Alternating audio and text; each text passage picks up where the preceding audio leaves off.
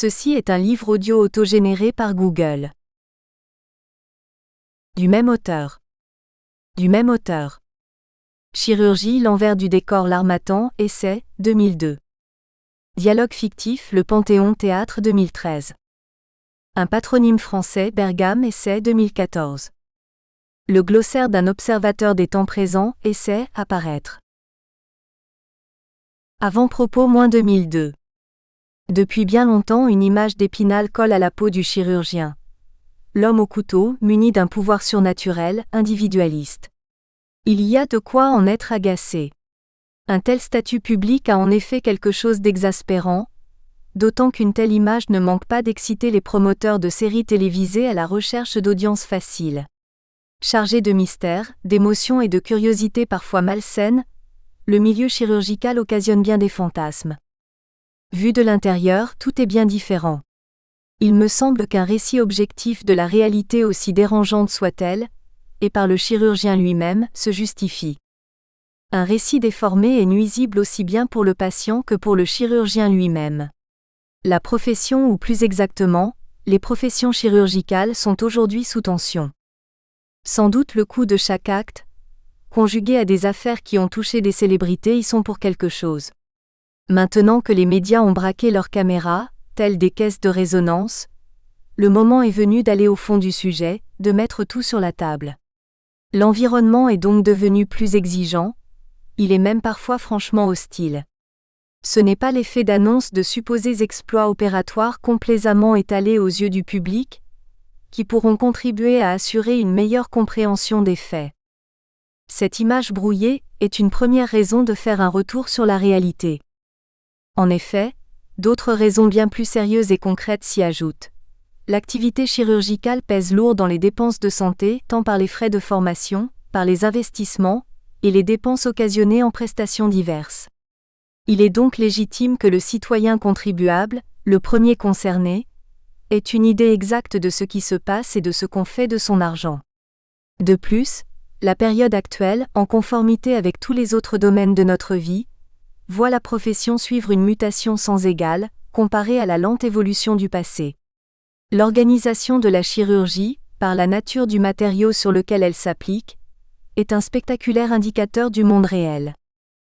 L'acte chirurgical est en effet immédiatement visible par la douleur qu'il engendre, par l'agression physique inévitable qu'il provoque, et naturellement par ses résultats brillants ou au contraire ses échecs cuisants. Tout le monde est intéressé et concerné. L'affaire est donc beaucoup plus que technique. Elle est également politique. Il suffit d'ouvrir son poste de télévision pour en avoir la preuve tous les jours, et entendre des projets, des réformes de tout genre dont les auteurs ne mesurent pas toujours les effets à long terme du fait de leur méconnaissance qui n'a d'égal que la complexité d'un sujet qu'ils prétendent pouvoir changer d'un coup de baguette magique. Échafauder à distance une réforme avec une arrière-pensée politique sans l'avis des praticiens n'est pas le meilleur moyen d'apporter la bonne solution. Il suffit de porter un regard sur ces dernières années de gestion politique, de relire les multiples projets sans vrai fond structurel sérieux pour s'en convaincre. La chirurgie coûte en effet très cher à la collectivité nationale. Mais il n'y a pas que ce paramètre comptable pour trouver une solution équilibrée. C'est ce que nous voudrions mettre en relief ici en faisant un exposé quasiment domestique de la pratique de ce métier. Installons-nous donc tranquillement et étalons sur la table les tenants et les aboutissants de cette affaire. Ne cachons rien, décrivons la réalité sans complaisance, mais sans esprit partisan pour comprendre ce milieu et fournir au lecteur une description concrète. Dire qu'en 50, voire seulement en 20 ans, la chirurgie a été bouleversée par le développement de nouvelles connaissances, n'étonnera personne. C'est le rôle des sociétés savantes de faire connaître ces progrès, et elles le font très bien. Le public en prend connaissance par l'intermédiaire des patients, mais aussi, comme on l'a vu, souvent un peu trop vite par les médias. Chacun d'entre nous, je parle des chirurgiens, participe à la représentation. Accumulation de bons et mauvais souvenirs, théâtre de la vie professionnelle marqué de rencontres, de personnalités, dont le comportement est bien le témoin de l'atmosphère et de l'état d'esprit du moment. Chacun a naturellement en tête son propre album de photos. Mérite-t-il d'être entrouvert aux regards anonymes d'un public friand d'anecdotes et de bonnes histoires ? J'ai longtemps hésité. D'abord parce que d'autres à ma place auraient bien pu proposer un récit plus intéressant, et peut-être aussi beaucoup mieux que moi. Mais la plume me taraude chaque jour, la matière est là et ne demande qu'à être exploitée. Il suffit de puiser dans ses souvenirs. Je n'ai pas du tout envie de me mettre en scène, comme cela a été fait par certains de mes aînés. Il est plus utile de fournir au lecteur non initié un panorama de la chirurgie vue de l'intérieur, plutôt que certains écrits auto-laudateurs qui ne font plaisir qu'à l'auteur et au cercle restreint de son entourage. J'ai donc décidé de m'armer de courage, non sans plaisir, de me mettre au travail et d'étaler au grand jour mon point de vue sur le milieu chirurgical, et sur les personnages rencontrés au hasard de mes pérégrinations. Elles sont émaillées de nombreuses anecdotes. C'est aussi une réflexion sur la vie de relation dans un milieu très particulier, parce qu'on est dans le monde de la confrontation rude avec la douleur et le handicap. On y trouve les mêmes propriétés générales que dans tout autre groupe professionnel tenu de vivre en communauté. Mais il y a en plus sa spécificité, à une période que l'on peut qualifier rétrospectivement de charnière, parce qu'elle a vu en 30 ans passer la chirurgie d'une prudente attitude descriptive et parfois attentiste, à l'usage de procédés thérapeutiques audacieux, efficaces mais non sans risque. Ce fait change radicalement l'approche de l'acte en lui-même et les comportements qui en découlent. Le chirurgien que j'ai connu au début de mes études était avant tout attaché à examiner les patients avec beaucoup de rigueur. Son diagnostic était établi indirectement sur des signes cliniques, que seule une longue expérience individuelle était capable de rassembler pour apporter la meilleure solution possible. Malheureusement, elle était trop souvent bridée par des méthodes thérapeutiques insuffisantes. Aujourd'hui, les explorations diagnostiques, à base de technologies avancées, donnent des réponses précises au point de rendre apparemment inutile l'examen clinique. Aujourd'hui, le risque opératoire se compte et s'évalue avec plus de discernement. La prise en charge anesthésique et les différentes drogues utilisées permettent maintenant aux chirurgiens de s'engager dans des entreprises opératoires inimaginables il y a encore quelques années. Tout cela est juste mais incomplet. Il faut aussi se demander, quelles sont ces personnes qui ont l'audace de se lancer dans une telle aventure? Quelle est leur personnalité, leurs qualités, leurs défauts? Comment ont-ils été conduits à ce choix de vie? Voilà donc des paramètres très simples que ce modeste ouvrage voudrait dévoiler au public. Tracer un visage plus humain, plus domestique aussi de ce personnage chirurgien, de son environnement en constant changement et des effets générés dans la période que nous traversons. Ce tableau critique sera délibérément ironique. Il contribuera peut-être à mieux faire connaître un milieu trop souvent réduit à une description des extrêmes. Décrire les faits est la première règle à appliquer. Non seulement par prudence, mais aussi parce que la méthode La Bruyère pourrait bien tirer vers le bas un document qui se veut lisible sans s'attacher à une génération, dont d'ailleurs les comportements ne font que reproduire les défauts et les qualités des précédents. Quelques personnages hauts en couleur et dont le rôle m'a paru, soit décisif, soit tout simplement pédagogique, seront mis en relief. Pour respecter leur anonymat, ils seront identifiés sous la forme d'un code alphanumérique par ordre d'entrée en scène, N1, N2, N3, etc. Certains de mes collègues les reconnaîtront. Pourquoi N? Parce que, quand un service hospitalier se retrouve par le hasard du calendrier, encore non doté de chef de service, du fait d'une inadéquation entre la date de départ du précédent et l'arrivée du suivant, la signalisation indique « chef de service, Dr N ». Docteur personne, c'est-à-dire Nemo, habitude administrative dont l'origine reste obscure. La chirurgie orthopédique est le matériau de base sur lequel s'adosse cet ouvrage. C'est la seule chirurgie que je connaisse, et je crois en avoir saisi le plus intime de ses aspects. Je parle non pas de l'acte opératoire lui-même, mais des activités qui lui sont attachées. Le matériau est idéal car sa pathologie et ses résultats sont visibles par tous. La chirurgie orthopédique est l'ensemble des actes de chirurgie appliqués aux altérations pathologiques de l'appareil moteur. L'appareil moteur est composé du squelette avec ses articulations, la peau, les muscles, les nerfs et les vaisseaux. Autrement dit, c'est tout ce qui fait fonctionner les membres et tient la colonne vertébrale. Qui dit appareil moteur, dit mécanique et anatomie. Cette mécanique du vivant fait appel aux lois élémentaires enseignées en sciences physiques dans nos écoles. De plus, puisqu'il s'agit de remplacer des articulations quand elles sont détruites, il faut connaître les matériaux inertes et leur compatibilité avec le tissu vivant. Aussi faudra-t-il posséder de solides connaissances dans le domaine des dispositifs implantés. Leur composition, leur résilience, leur aptitude à se frotter l'un contre l'autre, résister à l'usure quand il s'agit de remplacer les deux surfaces d'une articulation. Mais qui dit matériaux, dit aussi invention, développement, fabrication et commerce. La pratique de cette chirurgie implique un très fort investissement initial. Tables opératoires spéciales, boîtes volumineuses et lourdes, remplies d'instruments divers et variés, car les actes sont aussi diversifiés que les sites anatomiques proposés par la nature. On n'utilise pas la même installation opératoire et les mêmes instruments pour une main ou pour une hanche. D'ailleurs, bien souvent, ce n'est pas le même opérateur qui intervient. En tout cas, l'investissement est tel que le chirurgien se retrouve en première ligne pour conseiller l'acheteur, c'est-à-dire l'administration hospitalière ou le propriétaire de la clinique.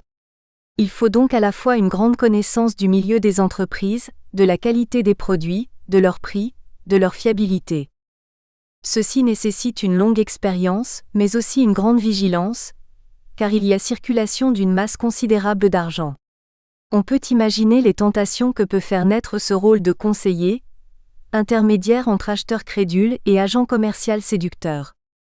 Le patient est au centre de notre propos, toute spécialité chirurgicale confondue, c'est un enfant ou un adulte. Deux secteurs d'activité différents liés par la continuité naturelle qui fait passer l'individu mâle ou femelle de la période de croissance du squelette à celle de l'état définitif d'adulte, puis au vieillissement. À chaque extrémité de la vie, le but est le même, mais chez l'enfant il s'agit de corriger ou de prévenir les défauts pouvant survenir en cours de croissance. Chez le vieillard il s'agit de traiter ou d'éviter les fractures et l'usure des articulations. Orthopédie adulte, orthopédie pédiatrique sont donc deux métiers différents mais ayant le même but. Cette dualité va donc déterminer des relations spécifiques des équipes engagées dans l'une ou l'autre des deux spécialités, avec les organismes de tutelle du fait des modalités d'hospitalisation différentes, et plus généralement de soins. Cependant qu'il s'agisse d'une lésion traumatique ou d'une déformation, dans les deux cas, la vie habituelle du patient, sa locomotion ou tout simplement sa vie domestique seront plus ou moins interrompues. Il faut donc appréhender, anticiper, avertir, dès le premier contact, des conséquences de l'acte opératoire. L'information fait partie intégrante du traitement, ne serait-ce que pour faciliter son déroulement. Le réveil tardif de nos tutelles, loi du 4 mars 2002, qui nous le rappelle par des discours incantatoires et moralisateurs, fait bien sourire. Nous l'avons toujours fait, informer est la moindre des choses. Mais pour bien informer, il faut là encore disposer d'une très longue expérience. Être capable de décrire à bon escient ce qui va réellement se passer, et surtout les effets d'un acte invasif sur le mode de vie et l'avenir de l'intéressé. Comment bien informer si la personne ne fait pas l'objet d'une attention toute particulière? Il faut donc entrer dans les plus petits recoins de sa vie personnelle, être bien sûr que l'acte opératoire proposé, aussi bénin soit-il, ne risque pas de causer un préjudice quelconque. Ainsi le chirurgien orthopédiste est-il tout naturellement amené à connaître de très près ses patients, exactement comme le médecin traitant pénètre dans le logement de son malade. Puisqu'il s'agit d'un handicap principalement locomoteur, il faudra l'interroger sur ses futures conditions de vie post-opératoire. La chambre est-elle à l'étage? L'opéré sera-t-il elle seule pendant la journée, etc. Bien souvent, il faudra à l'avance s'enquérir du besoin ou de la nécessité d'un placement en centre post-chirurgical, soins de suite et de rééducation, SSR, malheureusement trop souvent vestibule de la maison de retraite pour les plus âgés d'entre eux. L'acte opératoire, spectaculaire par nature, est en fait l'arbre qui cache la forêt, et souvent le patient lui-même croit qu'une fois l'opération exécutée, tout est bouclé, que la messe est dite. Erreur. Au contraire, la réussite de l'entreprise chirurgicale passe par cette anticipation, par cette information, par cette précision à l'échelle individuelle, ce qui prend beaucoup de temps et mobilise l'entourage du chirurgien. Cette anticipation sur les événements qui vont suivre l'acte opératoire contient naturellement en filigrane la notion de risque. risque thérapeutique et tout particulièrement risque opératoire pour l'intéressé. Là encore, seule l'expérience est maîtresse du jeu.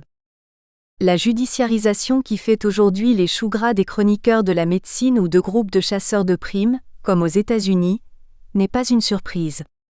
Cette question sera abordée à plusieurs reprises dans le corps du texte. Pour nous qui avons eu le privilège de bénéficier d'une instruction exhaustive, cet aspect médico-légal a toujours été présent dans l'enseignement donné par nos bons maîtres. Bien sûr, pas sous cette forme administrative, mais on peut le résumer dans la formule que l'on ne cessait de nous répéter, primum non nocere. Rappel que j'avais fait inscrire en lettres d'or au-dessus de la porte d'entrée de notre salle de réunion. Elle a été effacée depuis. J'espère convaincre le lecteur que l'image réductrice que certains veulent prêter aux chirurgiens, en le comparant à nos champions sportifs, est une plaisanterie. Ce métier est une source de réflexion intérieure sur la nature humaine, d'où le choix de l'extrait du tableau de la tour en première de couverture de cette deuxième édition. C'est ce qui fait la grandeur de ce métier, c'est aussi son côté ordinaire, cette préparation quasi domestique avant d'assumer la responsabilité d'exercer son art sur un corps inconscient et confiant. Le chirurgien est avant tout un artisan. Mais un artisan qui, contrairement à l'ébéniste ou au mécanicien, ne peut plus corriger un défaut qu'il aurait provoqué, aussi minime soit-il, sans occasionner une série de conséquences passées inaperçues, parfois lourdes de conséquences.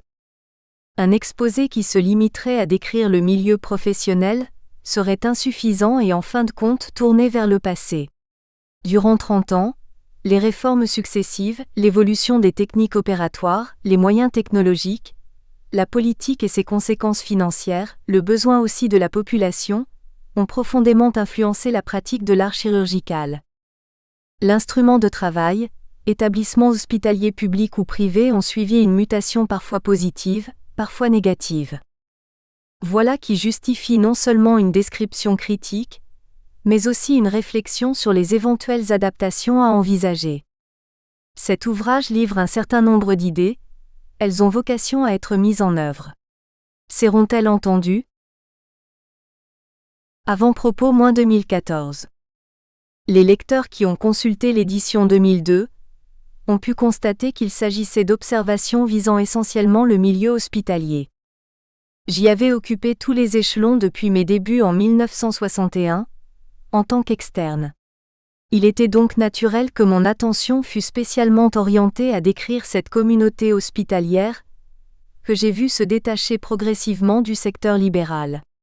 C'est en quittant ce milieu, en 2001, que j'ai fait réellement connaissance avec la pratique privée. Plus de 10 années se sont écoulées après l'édition de cet ouvrage qui me tenait à cœur. Depuis, j'ai cessé d'opérer. Il était temps à 72 ans, avant qu'on ne me suggère avec ménagement de raccrocher mes outils. Je ne voulais pas entendre cette phrase. Vous avez beaucoup travaillé, vous devriez vous reposer. La passion ne m'a pas pour autant quitté. J'ai continué à consulter et à réfléchir aux propos, continuant à observer les patients et mon entourage. De fait, un nombre croissant de nouveaux patients, pourtant avertis de cet arrêt d'activité manuelle, sont venus me demander un avis. Ce phénomène m'a paru assez inattendu pour que je m'interroge, non pas sur mes propriétés personnelles, mais s'il ne s'agissait pas d'un mouvement général lié à la défiance croissante des futurs opérés vis-à-vis du monde chirurgical. Cette occupation bi-hebdomadaire de consultant m'a conduit à avoir un regard encore plus appuyé sur la nature et le sort du futur opéré.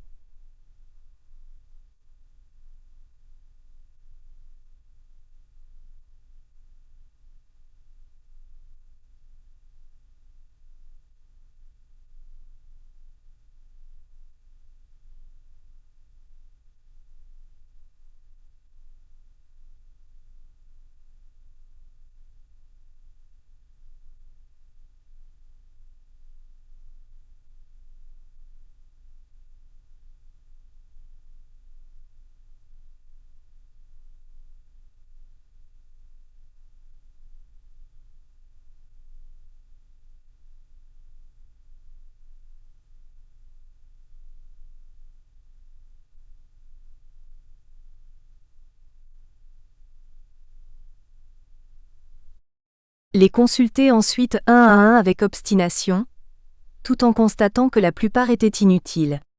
Prendre en compte avec plus de profondeur l'existence d'une ou plusieurs comorbidités. Surtout s'appesantir avec empathie sur les besoins réels de l'intéressé et partant évaluer, comme si c'était pour moi ou un de mes proches, les lourdes conséquences personnelles et ou professionnelles qu'un acte, aussi anodin soit-il, peut générer comme je l'avais observé à plusieurs reprises tout au long de ces années passées. Du fait de sa durée, la consultation devient apaisée, malgré un fond d'anxiété que trahit le regard inquiet du patient. Il apprécie ce colloque singulier qui lui est consacré, parce qu'il sent avec reconnaissance que le temps ne lui est pas compté. Et ce, d'autant qu'il a subi un long itinéraire qui l'a plongé dans la perplexité, pour ne pas dire plus. J'observe que cette fonction de consultant qui fournit un avis sans l'arrière-pensée d'alimenter un prochain programme opératoire, est une richesse inexploitée. Nombreux sont les chirurgiens écartés par l'âge de la salle d'opération qui pourraient rendre encore de grands services. L'expansion, pour ne pas dire l'explosion de la judiciarisation qui touche de plein fouet le milieu chirurgical devrait inciter les équipes chirurgicales à installer dans chaque spécialité une double ligne de consultants pour certains nouveaux patients qui dès la première fois justifient d'une indication opératoire. Ils auraient le bénéfice, in situ, d'un avis supplémentaire par un chirurgien aux cheveux blancs. Dans le service public, la réunion visant à inscrire au tableau opératoire de la prochaine semaine les futurs opérés rassemble le personnel médical où chacun peut y prendre sa part. En finale, la décision est prise par le plus expérimenté. Tout est donc réuni pour que...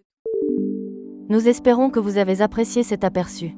Pour continuer à écouter ce livre audio sur Google Play Livres, utilisez le lien dans la description de la vidéo.